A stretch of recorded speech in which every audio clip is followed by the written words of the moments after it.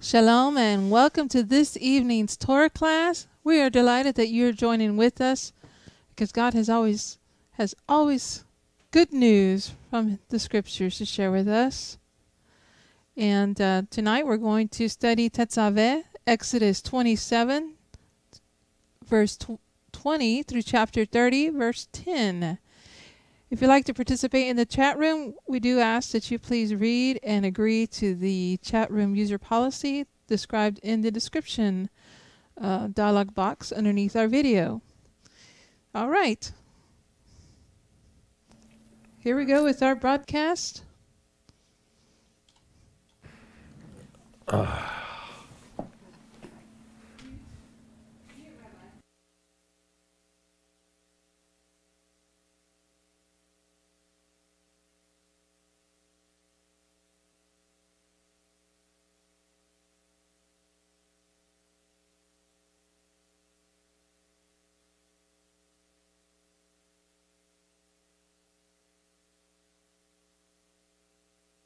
We go live in 3, 2. Well, it is Tuesday evening, and on Tuesday evenings we have our Torah class. Yay. So if you came here expecting a Torah class, sorry to disappoint you. No, I'm just joking. Wait a sec. What? No, we're going to have a Torah class, and we're going to trust God to give us what we need individually and corporately for the reading of His Word. So if you would, please just pray with me and we'll receive the blessing from God for learning and studying His Word. Avinu Shabbat Shamayim, our Father who is in the heavens, we thank you for your Word. We thank you for the Torah, for the laws that you gave us, the judgments and the statutes. And we ask you, Lord, to be with us tonight as we study, that we'll be able to truly learn about you and your Word. I ask you for your grace and truth as we study. You are the master teacher, and we ask you to teach us. Everybody repeat after me. Lord, I'm hungry. Lord, I'm hungry. I ask you to feed me. I ask you to feed me. And I'm thirsty, Lord. And I'm thirsty, Lord. Give me living water Give me living water, so that I'll have plenty for myself so I have plenty for myself, and enough to give to others too. and enough to give to others too. In the name of Messiah Yeshua. In the name of Messiah Yeshua. Amen. Baruch Hashem. All right. You may be seated if you're able, and if you're not, well, you can just fall over and it'll be okay now. I'm having fun with my mother-in-law. She's here tonight, and it's nice to have you here, Mom. Thank you. Well, tonight's Torah class is dealing with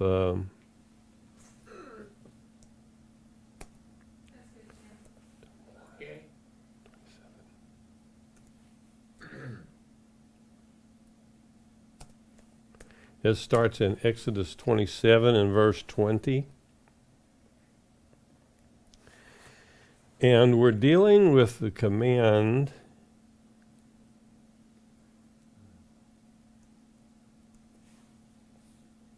right here. Tetzaveh, Tetzaveh, and it means you shall command. You shall command.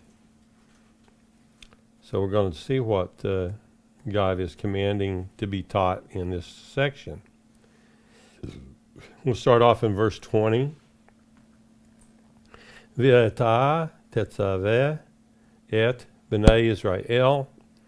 Okay, so here's a little brief lesson on Hebrew. We have here is the word you, the Hebrew form of the word you. And tzaveh means command. And of course, the first letter in that word is the letter T, as in, like the English letter T is roughly the same pronunciation.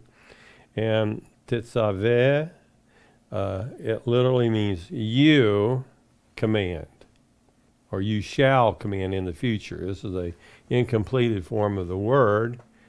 It's a it's broken down. The conjugation is you are going to command. And B'nai Israel is who you're going to command, the children of Israel.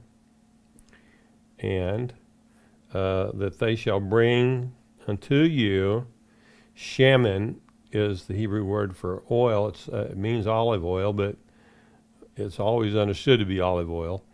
But zayit is the oil of almonds. Olive oil. Is zach, meaning pure. Katit, which means you beat it. Katit, katit, katit. You know, it's almost like the sound you make when you're beating the olives to get the oil to come forth from them. And then lemoor. So lemoor is for the light. Leha'alot, which means that it goes up. It's alot means to be burned up and go up like in smoke. Okay? So it's going to be for the light that goes up in smoke from the Ner Talmid. And the Ner Talmid means the lamps that are always burning. And then in the next verse we got in the tabernacle of the congregation. Now, this is always mistranslated. It's not translated literally in the Bible. Ohel means tent or tabernacle. But ohel means in the tabernacle. Ma'odeh. And that means, okay. Moed means literally appointments, scheduled events. And God gave a list of those scheduled events in the book of Leviticus chapter 23. He tells us what his scheduled festivals are. So it's the tabernacle of the festivals is how we would really understand this to be translated if you do it literally. And that's because the tabernacle is where the congregation comes to assemble for the festivals. So the tabernacle of the festivals, it is also kind of understood to be the tabernacle of the congregation because that's where the congregation assembles. But Moed really means appointments. So it's the tabernacle of the congregation. Michutz literally means outside of. La parochet, the veil. And the veil is the extra curtains that were inside the temple that separated the holy place from the Holy of Holies. So that veil is telling us that it is the one that's outside of, or before you go into the Holy of Holies. So what are these curtains for then if they are to be outside of the Holy of Holies? Well, they are to protect the priesthood from the glory of God, because if they were to look at it and see it, it would kill them. Then they wouldn't be of any use to God or man. So the priesthood then is supposed to be serving God and serving man. To when someone has sinned, they can come to the priest, and the priest can then hear from God and tell them what to do in order to get their sins erased. And so they do an expiation of sin that way. And the priests are the only ones that can do that. Nobody else is able to give instructions from God for the expiation of sins. Now, do you remember a man who was a believer in Yeshua, but he was not among the disciples? He was John the Baptizer. John the Baptizer wasn't counted among the disciples of Yeshua, but it wasn't that he wasn't worthy or wasn't, anointed or called to be so. But he had another role to do, and his role was high priest of Israel. And so people would come to him to ask and inquire about how to get their sins forgiven. and he would immerse them in water and then absolve them of their sins by a water immersion. Now, I heard a Pentecostal minister say, well, baptism is the replacement for circumcision, a replacement for sacrifices. No, no, no, no. That's not true. The act of immersion in water long pre-existed Messiah Yeshua's coming. And Yochanan the Immerser told the Pharisees and the scribes when they came seeking him about forgiveness, he was real hard on them. He'd say, "Who warned you to flee the wrath that is coming?" You don't have enough brains to figure that one out. But anyway, so he just told them, show some signs of acts of repentance for what you have done, and then come and I'll baptize you, you know. And that's the way John always talked to these temple crowd, if you will, but these were not the temple crowd that was Yahweh's choice. These were the temple crowd that were Herod's choice. Herod was just a man, and he wasn't supposed to be choosing anybody for temple work, okay? So God is the one who chooses who goes into the temple and what they do.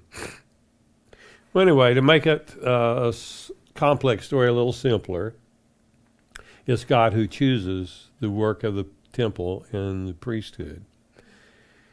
This is the first instructions that God gave to Moses in how, not only how to choose the priesthood, what families they'll be from, and what will be their form of ministry in the temple and so on, but he also he chose the means by which the priesthood would carry the iniquities of the children of Israel. So everybody thinks, well, you're a priest, you just go in and you children of Israel. In other words, the avon is the punishment along with the sin. And so avon is what they put. You're going to see this here in just a minute when I get to the next, 2 or 3 verses down. You'll see how that it's the avon that the priesthood carries, which is the sin along with its punishment.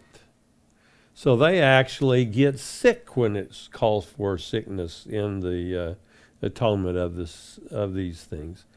And so it's not quite so simple. Well, you just tell them to get immersed in water and you just offer this sacrifice and then it's all over with.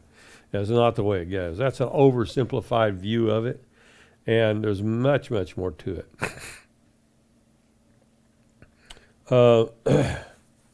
So this light is then to be lighting up the temple menorah, which is outside of the veil.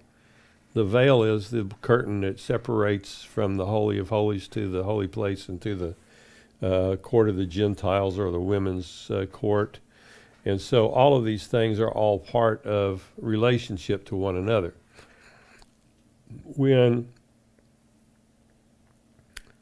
Let me back up one step and talk about who may enter. We have, let me just draw it up here for you.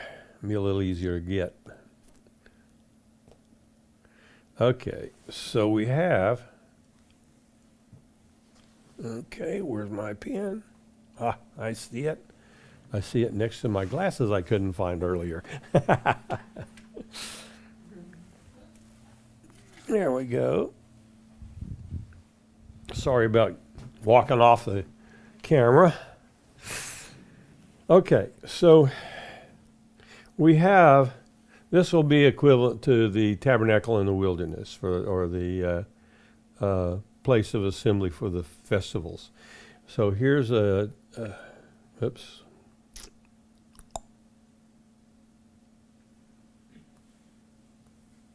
So we have here, let's say that's the Holy of Holies.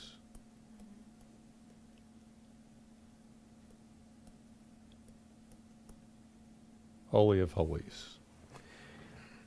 We have another little section here, which is the holy place. It's holy, but it's not the holiest.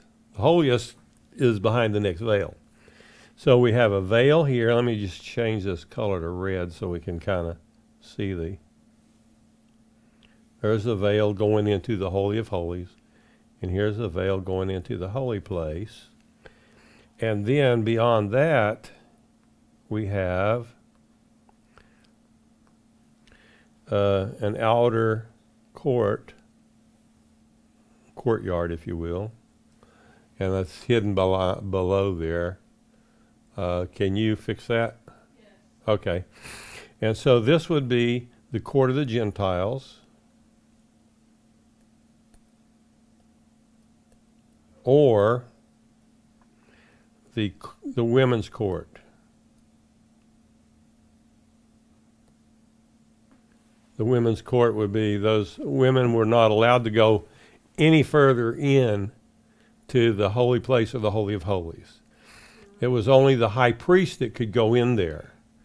And not just any priest. It had to be the high priest. And he was only allowed to go in carrying the sin sacrifice for the people of Israel as well as for his own sins. So he couldn't just go in there any old time he wanted to. It was only during the time specified. I think it's called out real well for us in the book of Hebrews. It says that the high priest cannot go into the Holy of Holies except at specific times and with the blood of the sacrifice. He has to carry that in there. Otherwise, he's not allowed to go in. So there's only one time during the year that he's allowed to go in. And that's at the Feast of Atonement, the Fast of Atonement. The feast, I call it the Feast of Atonement because all of his holy days are called feast days. But the Day of Atonement is a day of fasting rather than feasting. Typically, the appointments of God were considered to be feasting days where you would have lots of sacrifices, and the sacrifices were like a big backyard barbecue. Okay? So the Holy Temple was the only kosher restaurant in the world. And all of Israel would come together for these holy days, and most of them would get to eat during the holy days, and they would do it out here in this outside court. Bring that back up. Okay, see on my arrow, I just drew it on the screen right there, on the one on the right. And so that is the general purpose court. Court of the Gentiles. That means Gentiles who had prepared themselves properly in obedience to God's commandments could go in there, and women could go in there. Why would a woman be considered inappropriate to go anywhere else in the temple? Do you have any ideas? Well, it has to do with the fact that women are either broken or they are in a cyclical time. The cyclical time being the time of month for women. So they might be in their menstrual period, and they're not allowed to go anywhere near the temple when they're in that condition. So they are let off the hook, so to speak of. It's an act of love that God has for the women because they have that recurring cyclical problem. And back in those days, there were none of the little amenities that we have for women today. When a woman was in her time of month, she would go stay in her tent, and she would sit on a pile of lambskin with the wool, and she would sit there on that, and that's how she took care of herself during her cycle. That was not a good thing. And you don't want that walking around, and you don't know how well they were able to cleanse themselves because they didn't have hot and cold running water in the bathroom like you have. And they didn't have showers that they could jump into to get all bathed and clean. And you remember the story of Jacob when he and his wives, Leah and Rachel, came back from him picking his wives, and then they were on their way home. And Rachel had stolen some of her father. I think he was more like an uncle to her, but he was taking care of her fatherly responsibilities. But she had stolen some idols from her father, or from Laban, Uncle Laban. And so Laban came back to get them, and Jacob had said, well, whoever you find them with is going to die. Not thinking before speaking. But, of course, when Laban came in and saw her sitting on the lamb's wool inside of her quarters, she said, please forgive me for not standing, but it's my time. And he knew what she meant. And so she said, if you want, you can feel and see if you can find your idols there, but I can't stand because of my situation. I'm in the way of women. And so anyway, he gave up and walked off, and they never did find the idols. But the idols were not just for worshiping, like most of the time the pagan peoples had idols that they worshipped, which were demons. And they were following these gods, and these idols were for two purposes, not just one. First of all, they were to identify what God was protecting, the property that belonged to them. Okay, so Laban had idols that were part of his holdings that were marking his territory as being his. It's kind of like a pocket-size reference guide telling you who the land belongs to. Yeah, they've got this massive idol that's out there on the land. It's huge. Nobody's going to move it. And so it's a huge idol. And it's pagan idol, you know. And then there was a miniature version of it that was created by an artisan. Abraham's father was actually doing that, making these little idols and things. And it's a very lucrative business. But anyway, Laban had these little idols that basically said, this land where you find this big version of this idol belongs to Laban. Okay? So anybody could see that Laban was the owner of that land because he had the little matching idol that goes with the big one. And so she had stolen these idols from Laban. And of course that tells everybody who the land belongs to. So naturally Laban is going to be very upset. And he's running hard after Jacob to try to recover his property. Yes. And so that's why Rachel told him, I'm sorry, but I can't get up because I'm in the way of women. And you know, lots of luck if you want to try to reach in there and find it, but it's not not a nice picture you're going to encounter. So he went on his way, and he made a covenant with Jacob that Jacob would not come and attack him, and that he would not come and attack Jacob. And so that's what all that whole long story was about. If you know a little bit about the history of these things and how they worked, it tells you a whole lot more than what you just read in the Bible. So, see, what else can I tell you about all this? Okay, so the court of the women, the women's court, was the women's court because that's all the further they were allowed to go in. There was no further anything. You don't get to say, you know, well, I'm the daughter of the high priest, so I don't care if you're the daughter of God, you're still the daughter, and and the women, you're not to go past this point. And it wasn't because it was a male chauvinist thing. It was just simply because women have their time of problems. And once they give birth, they even have a longer period of time that they are considered unclean. And the unclean state is God's gift to women to let women are not required to keep time-based commandments. Okay? So what would be a time-based commandment? Well, every morning at daybreak, we were to offer sacrifices. Well, they didn't have to go do that because it was a time-based commandment. And so there were other things that were time-based, like the Sabbath day was a time-based command, and all of the holy days were time-based commandments.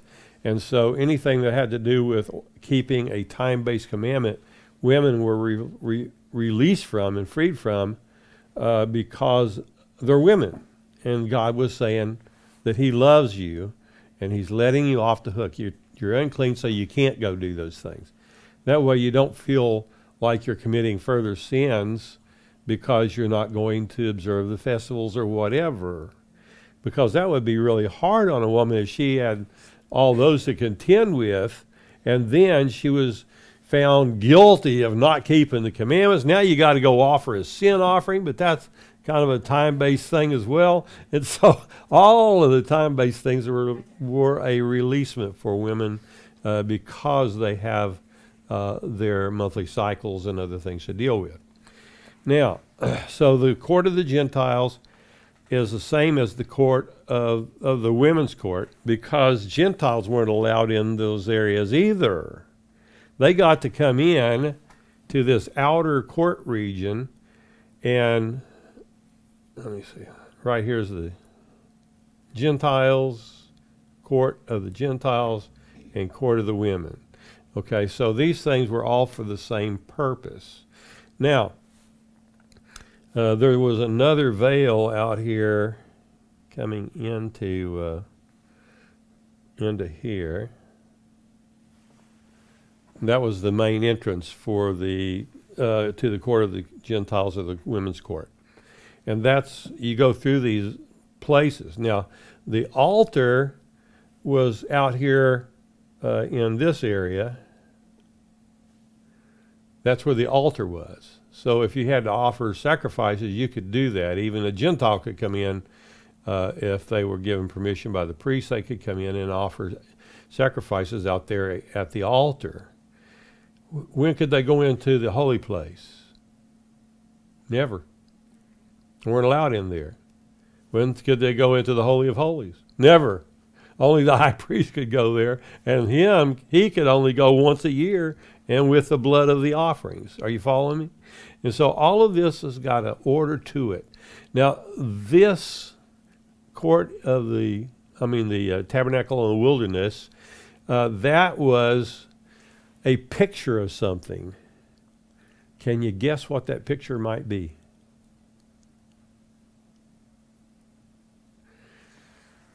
You are composed of a soul, a spirit, and a body. The body is the court of the Gentiles, or the women's court. But the holy place and the Holy of Holies are the soul and the spirit's places. And when God comes into you, when you accept the Lord, He comes into you. Have you been told that? He becomes a part of you. He enters into your body. And He lives in either the holy place or the Holy of Holies. And that's His area. And because this tent and its veils are up, it protects those who are affected by it from being killed by God accidentally. The high priest had to wear, and we're going to see this in tonight's Torah class, he had to wear golden bells and pomegranates alternating around the hem of his robe that he wore to minister to God in.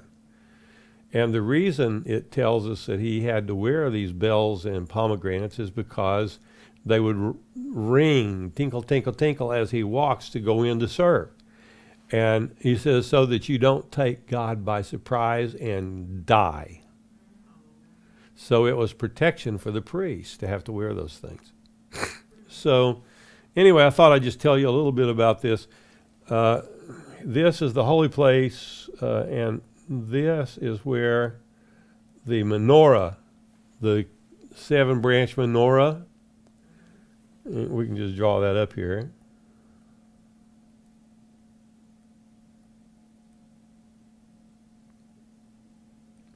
So there's 7 branches that are the branches of the menorah.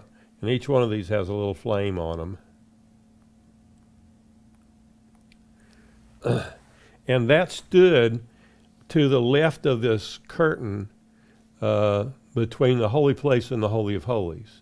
And it stood right to the left-hand side of it, and it also had the 7 branches with the little lamps on those branches, and there were little reflectors behind those lamps that focused the light towards the holy place.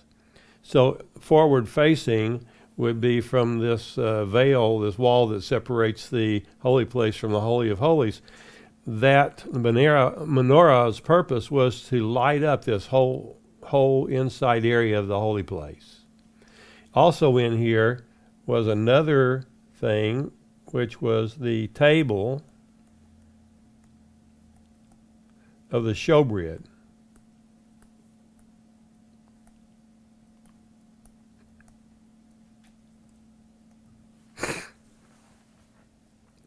So the showbread is a place where there were loaves of challah. You know, we do the braided challah on Shabbat. Okay, it would be loaves like that were stacked up. I think it's in two stacks, and I forget now. It tells us in the Torah, but I just have a hard time pulling it back up into this cloudy memory here. Let me see if I can get rid of this. And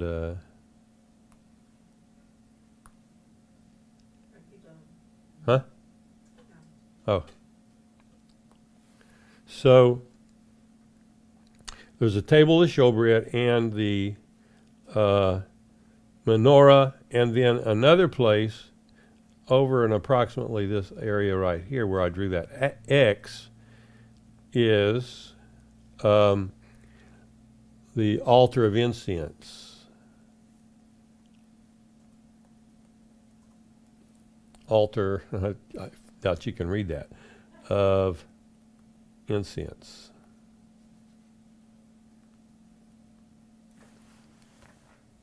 Maybe you can make it out. Anyway, so there's an altar of incense, there's the menorah, then there's a table of showbread, and that's the area where most of the priests got to go in to serve God. There was one other little select group of people that got to go in there, and if you've been with my classes for very long, you'll remember who that was allowed to go in there.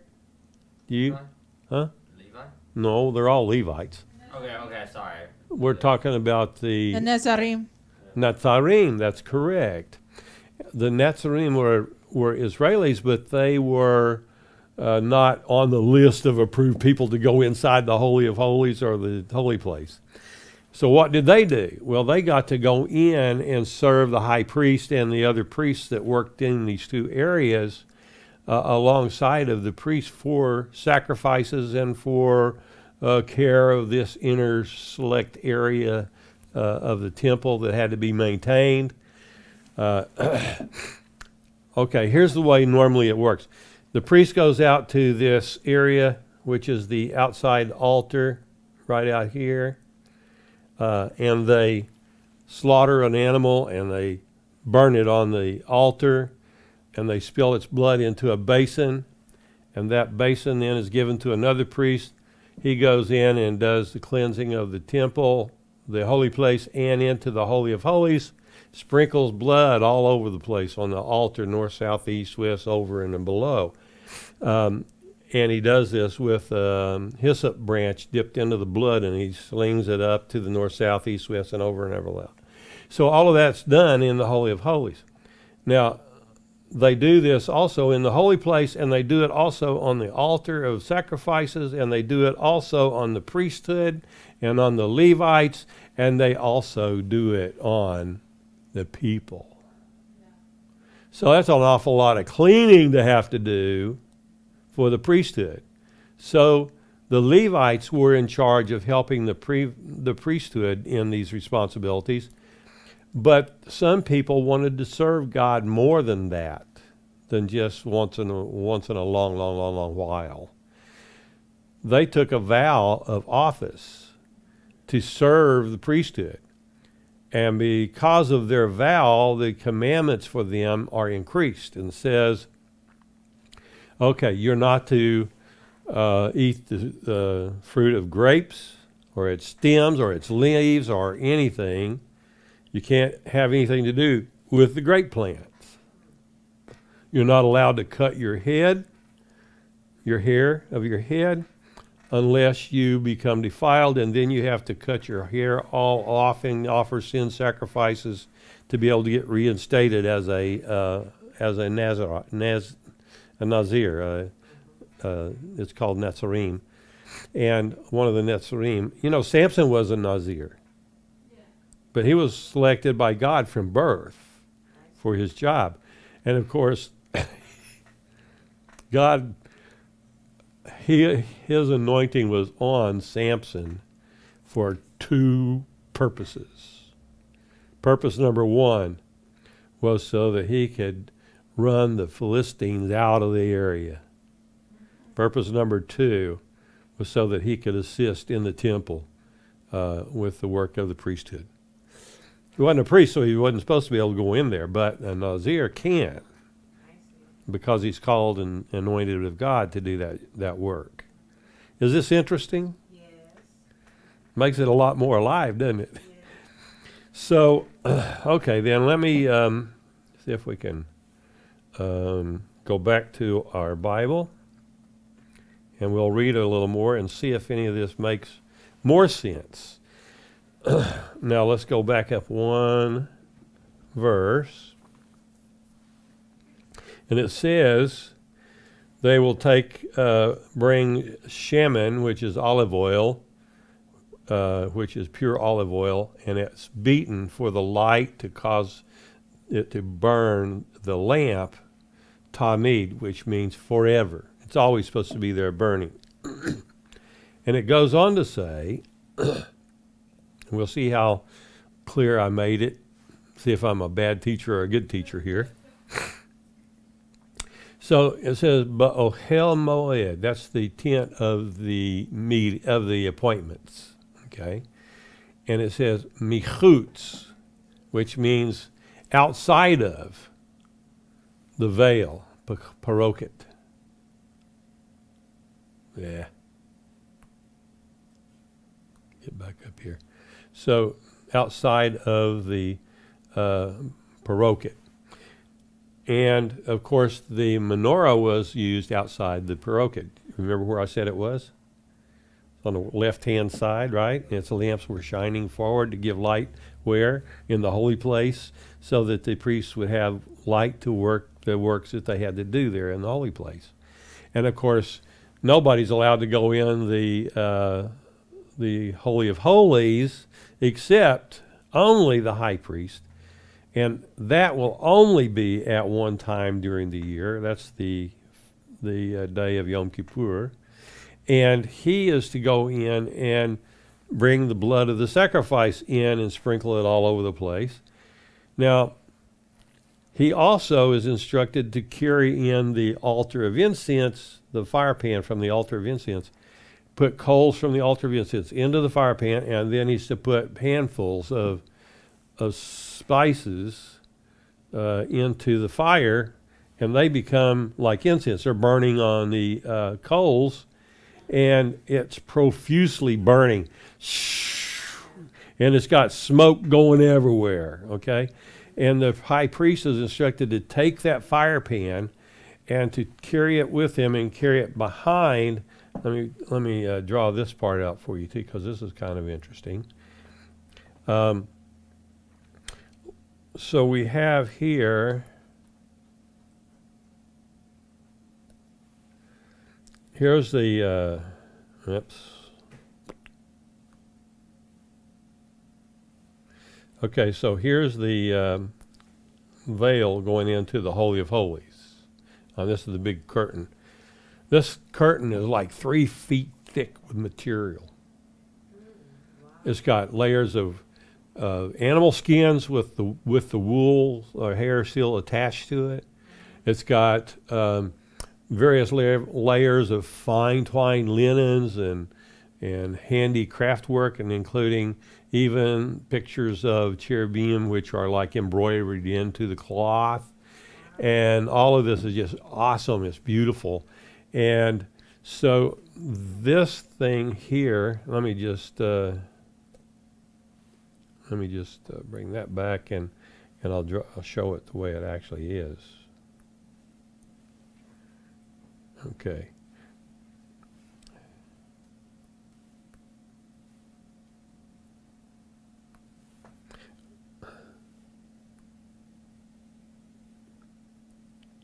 And that's more like it. Okay.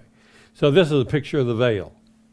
This goes from one wall to the other. Let me see if I can change this to more of a wall-looking color from there.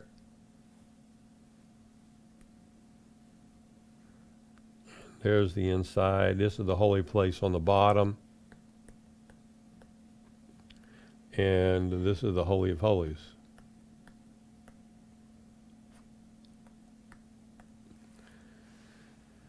So the priest was instructed to take this fire pan that's got all this incense smoking profusely coming off of it, and he walks, and I get a little skinnier marker here.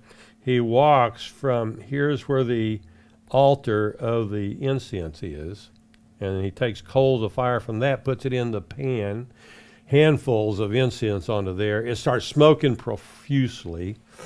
And let's see if I can make smoke come out of this thing.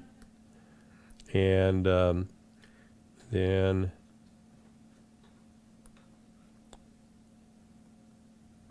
so here's this smoke coming off of this thing here. Get a little thicker. Like this. And it's filling up this everywhere he's going to go. It's filling the room up with incense, okay? And it goes in here and it starts filling up the whole room of incense. It gets full of this smoke from the incense. And why do you think God would have that happen? Any ideas? What happens if he sees the glory of God? You follow me? So this smoke then becomes part of his protection. So he doesn't accidentally see God sitting on the mercy seat on the Ark of the Covenant. If he sees that, he's in trouble. So is all of Israel.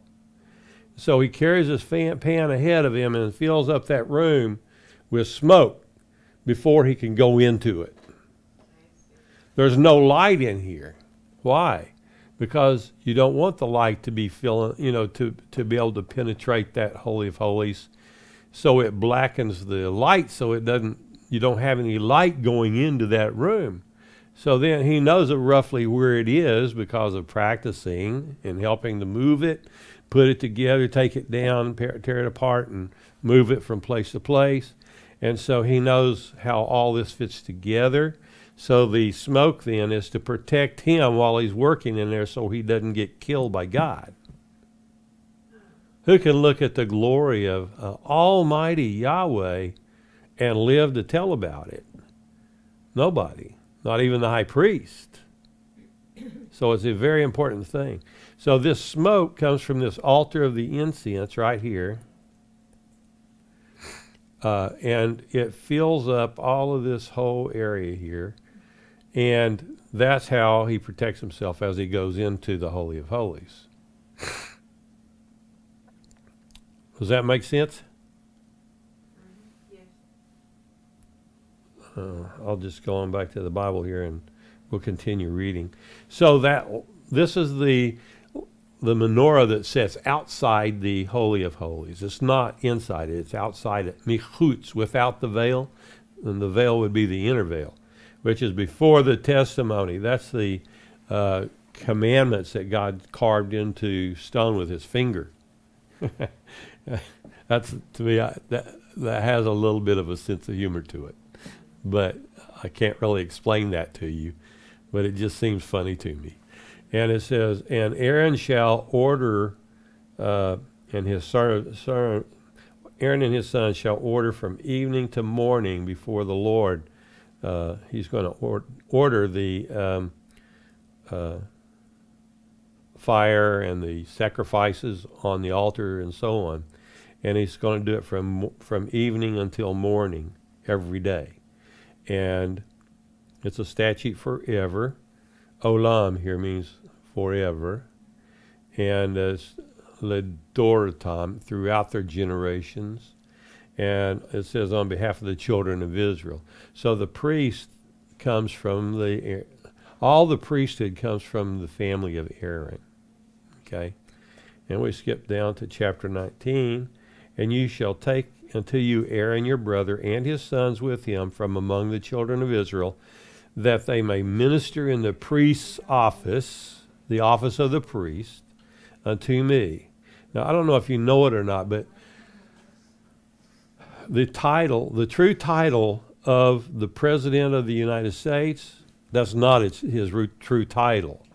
His true title is the office of the President of the United States of America and his followers. So in law, it's written up that the office of the one who sits on the office of the President of the United States and his followers shall do these things. And it's kind of a perpetual type thing, fashioned a little bit after these instructions. And so they are to do this for the children of Israel, to minister unto me, says Yahweh. Aaron, Nadab, Avihu, Eleazar, and Itamar. These are Aaron's sons.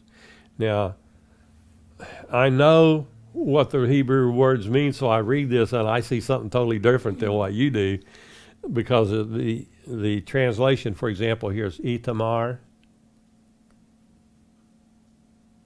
If I can get this to work for me, it's not trying not to work for me. Okay, let me get it here. I can't make it work. Well, let me do it this way then.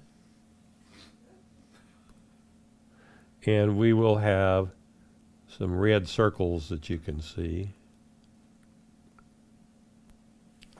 And so what we have here is Itamar.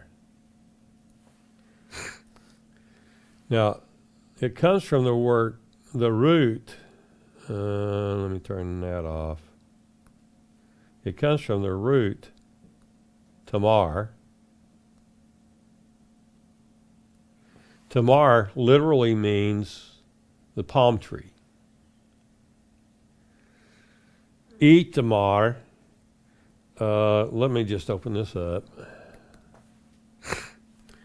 Itamar means the coast of the palm tree.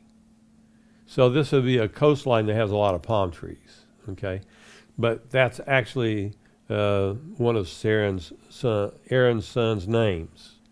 So the palm tree, the coast of the palm tree. See, there's the palm tree right there. So just so you'll know, I know what I'm talking about.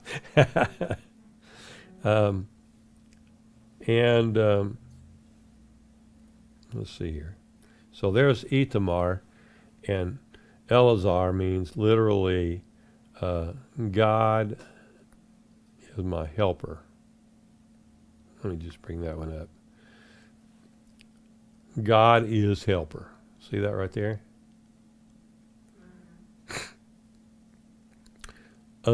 Azar means literally a helper, and El is God. So God is my helper.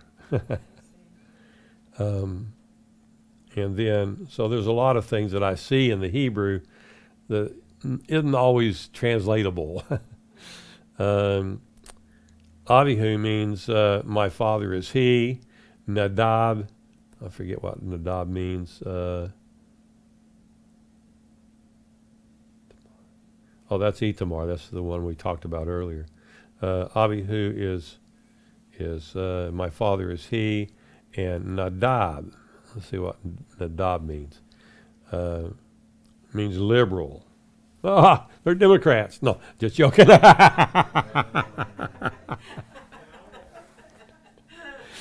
No, that's not what it means.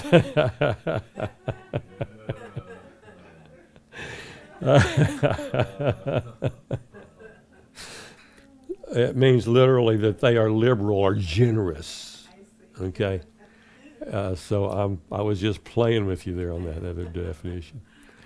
So Aaron, Nadab, Abihu, Eleazar, Itamar, and these are Aaron's sons. So you can see why I get a little chuckle out of these things when I know the translation and I'm reading them in context. I'm like so you shall make Big Day Kodesh. Big Day means garments of holiness, set aside special garments for Aaron, your brother, for kavod ul teferet. Kavod means literally glory, like. Okay, so if it's kind of like if you meet someone who's like a big general in the United States military, he's going to have all kinds of things on his uniform that give you an idea of how big this guy is in the government. That's glory. That's kavod. He's heavy. It's not somebody you want to mess with. So he's got a position of authority and power. And so the vestments then are to give that feel of glory and power in his office as a priest. And then it's also supposed to give you teferet. And teferet means literally beauty. So you're getting an idea that his vestments are indeed beautiful, but they're for the purpose of showing beauty so that the people will have better respect for him. And it's also for glory, which is to show his nature, his role in God's government. Is this helpful? There's a lot different in it. I've been given a flaming sword. What does that mean? Well, it means that I have a gift of discerning of spirits, and I have the power to do something about it. The flame. Okay? So here we see that the priesthood has this uniform that tells what his nature and his power, his glory is. So he says, speaking to all of those who are wise of heart, who have I have filled with the spirit of wisdom, hakamah, wisdom, and that they may make big day garments of Aaron. Aaron's garments are going to be made special by the Spirit of God that he put upon the ones who are going to making his clothing. And to consecrate him that he may minister unto me, Yahweh says. And these are the garments which they shall make: a breastplate, an ephod, and a robe, and a coat, and a broidered coat, a mitre, and a girdle. And that girdle is the broad-banded belt that they wear around the middle.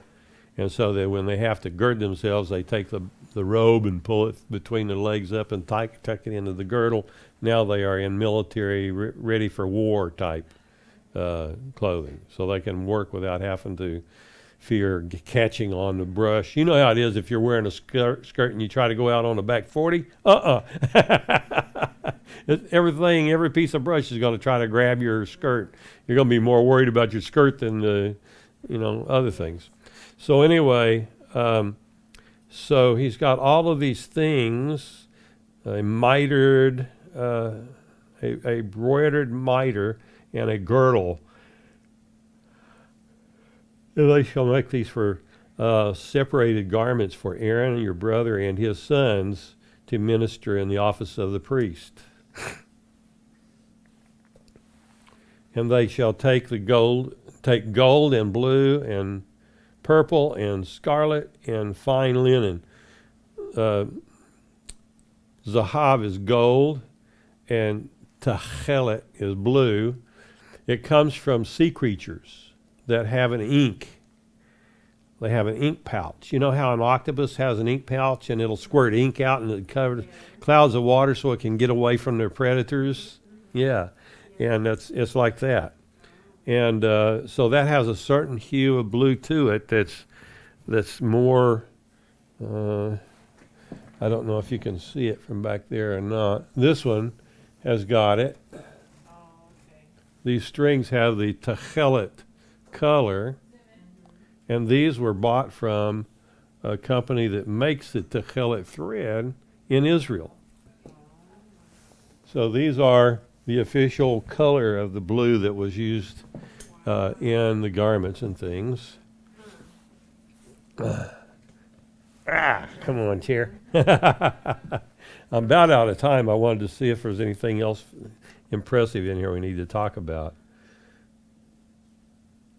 It tells how to make the ephod, and that it's going to have 12 stones in the breastplate, and it's got 2 stones in the shoulders, and half of the names of the tribes of the Israel will be on one stone on one shoulder, and half of the rest of the tribes' names, the other half, 6 on each stone, are engraved in them with the work of the engraver, like he's making a signet stone for a ring. Okay. And so that's going to be 1 on each shoulder. He's carrying the entire 12 tribes on his 2 shoulders. And then he's got the ephod, which is a golden plate, and it's got settings in it for 12 stones. And each stone has the name of one of the tribes engraved in it with this engraving work. And yeah. Okay. I think we're probably about out of time here. Yeah, it's 8 o'clock. Huh? So you shall take the 2 stones of onyx, engrave on them the names of the children of Israel, the 12 tribes. And then 6 of their names will be on one stone, and 6 of their names will be on the other stone. And they're listed in the order of their birth in Israel. Does it say which names are on which stone? No. It's by their birth, so you can figure it out. Reuben was the first to be born, and then you can go down the list and see who was next.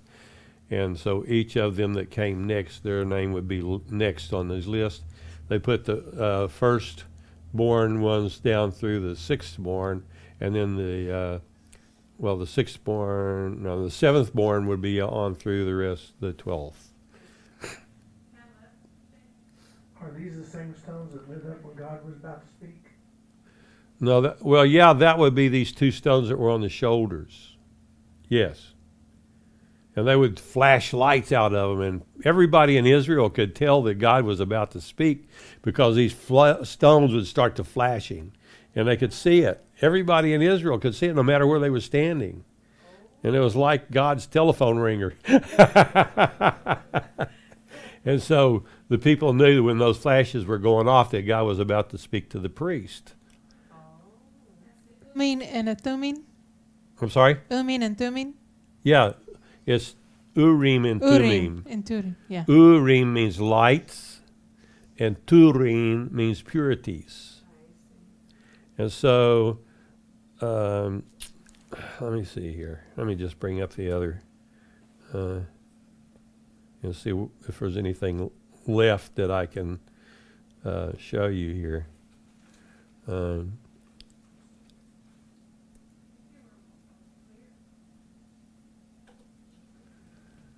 And these breastplates, it was carried on gold made into like ropes. So it's like woven gold into ropes. And so there were these cords or ropes would come from his shoulder straps down to the ephod, and then from the ephod around his back.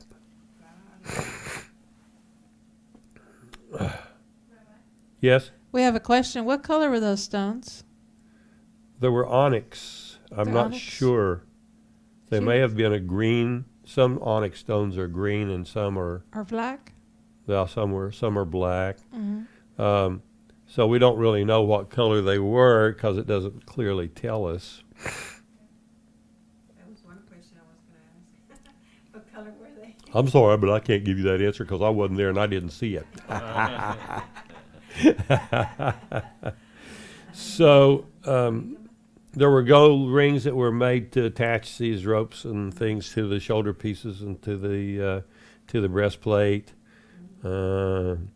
It says Aaron will carry the names of the sons of Israel on the breastplate for judging over his heart when he enters the holy place as a continual reminder before Yahweh. You got to put the Urim and Thummim. There's where you can see the Urim and Thummim in the breastplate for judging. They will be over Aaron's heart, and when he goes into the presence of Yahweh. Thus Aaron will always have the means for making decisions for the people of Israel over his heart when he is in the presence of Yahweh. And we're supposed to make a robe for the ritual vest entirely of techelet, that blue color. Okay. Is there any special meaning to the words Urim and Thummim? Yeah, I told already, Urim means lights, plural, and Thummim means purities, plural.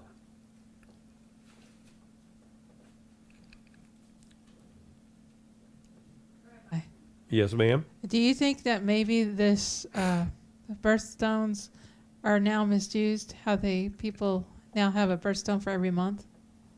Well, it didn't really come from this, but it may have. I don't really know the history on that. I'd have to look it up. Ah. Okay.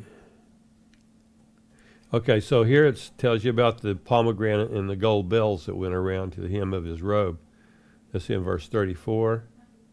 It says, it starts in verse 33. So it says, there's a woven thing around the neck like a coat of bale so it won't tear. And on its bottom, make pomegranates of blue, purple, and scarlet. So the pomegranates are going to be colored these three colors, techelet, argamon, and what's the other? I can't remember the Hebrew word for the scarlet. But put them all the way around with gold bells between them, all the way around. The gold bell pomegranate, gold bell pomegranate, all the way around the hem of the robe. Aaron is to wear it when he ministers, and it is the sound. Its sound will be heard whenever he enters the holy place before Yahweh, and when he leaves, so that he won't die. He won't take God by surprise. Wow. Okay, so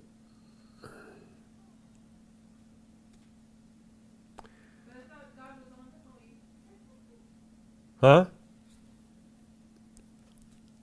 Isn't God all-knowing? I didn't make these instructions. You're going to have to figure that one out yourself, okay? I'm just trying to read them.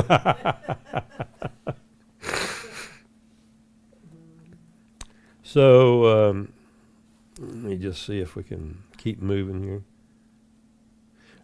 This talks about what he had to do to consecrate them for ministry. Take 1 young bull and 2 rams without defect. Also matzah cakes, that's unleavened bread, and mixed with olive oil. Matzah wafers spread with oil, all made from fine wheat flour. Put them together in a basket and present them in the basket along with the bull and the 2 rams. Bring Aaron and his sons to the entrance of the tent meeting and wash them with water. They had to undergo a ritual cleansing. Take the garments and put on Aaron the tunic, the robe for the ritual vest, the vest itself, and the breastplate. Fasten the vest on him with its belt. I've got a picture of what it might have looked like.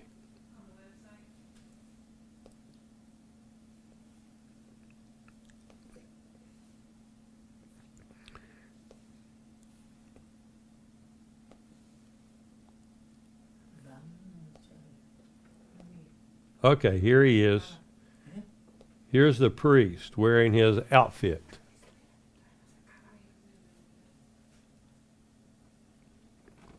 Oh, I see. Okay.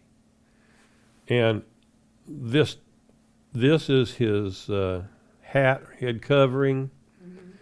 This gold band on it, according to this week's Torah Parashat, says it's engraved with the Hebrew words, Kavod LaAdonai, holy unto the Lord. Okay? Kodesh LaAdonai, excuse me. And anyway, there's a techelet, two bands made of techelet that go over the headpiece to keep it from looking like the Pope's headpiece. So anyway, it keeps it from going up in a point thing, you know. And then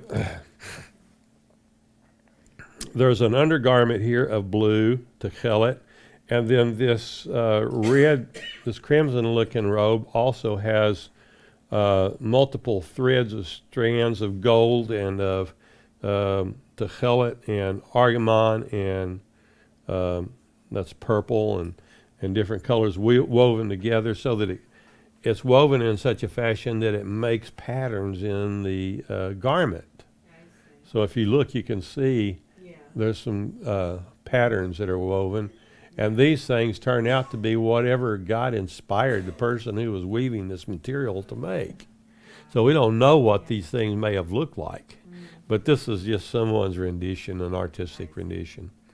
And you can see up here around the waist that there's a gold cord that's latched together to keep this this robe, the outer garment, from falling off. And of course you've got the blue techelet coming off of this breastplate, and it's tied with cord loops on his hips. You see that? Yeah. There and there.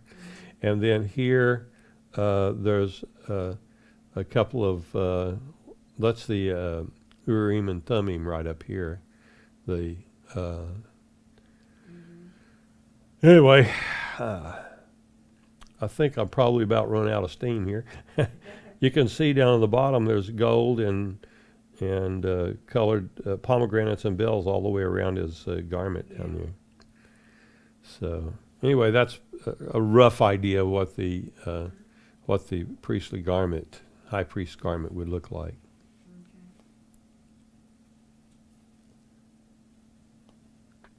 Come on, go down for me. There you go.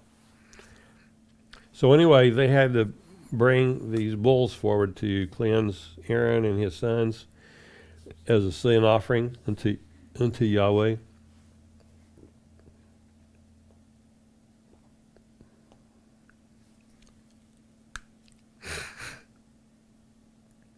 It gives all the instructions for doing that. So if you ever want to sanctify a priest, well, here are the instructions. Of course, you're not Moses, so I guess it wouldn't work very well.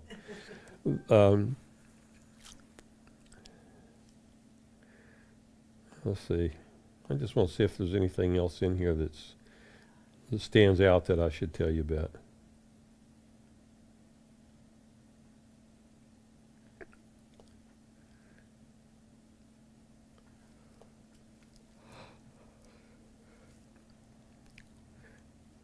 I'm supposed to make an altar on which to burn the incense and the acacia wood, and it's to be 18 inches square and 3 feet high. That's the altar of the incense.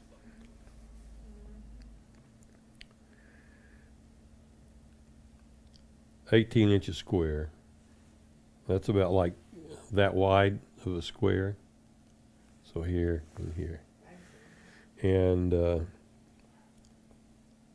it's to be placed in front of the curtain by the ark for the testimony, in front of the ark cover that is over the testimony, where I will meet with you. So he sits on the mercy seat there on this ark. And Aaron will burn fragrant incenses on it as a pleasing aroma for every morning. is to burn it when he prepares the lamps for the temple. Aaron is also to burn it when he lights your lamps at dusk, at evening. So they're not always on, but they are to be lit, and it's supposed to be eternally as a covenant between God and us. I guess that's really about it. We got some other scriptures we could go into, but I feel like we should close it down at this point. Well, did you find that unbearable to sit through? No, it was interesting. Good. Yeah. That's what I wanted to hear. Yeah, it's interesting. Yeah. Okay. Well, y'all come back here. I will, if we have, the time. Yeah. I enjoyed it. All righty. Well, everybody, please remember that Tuesday is Torah study night, and we will plan to continue doing that as long as God allows. Tuesday night at 7 p.m. every week. And then you can come back on Sunday and hear an abbreviated form of that teaching.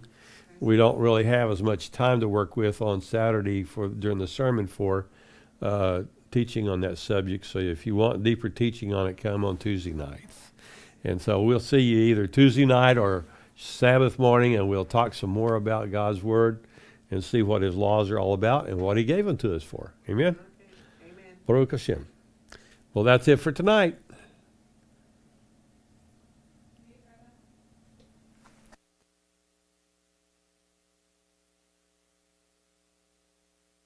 We want to thank you for joining us for another delightful evening of our weekly Torah class.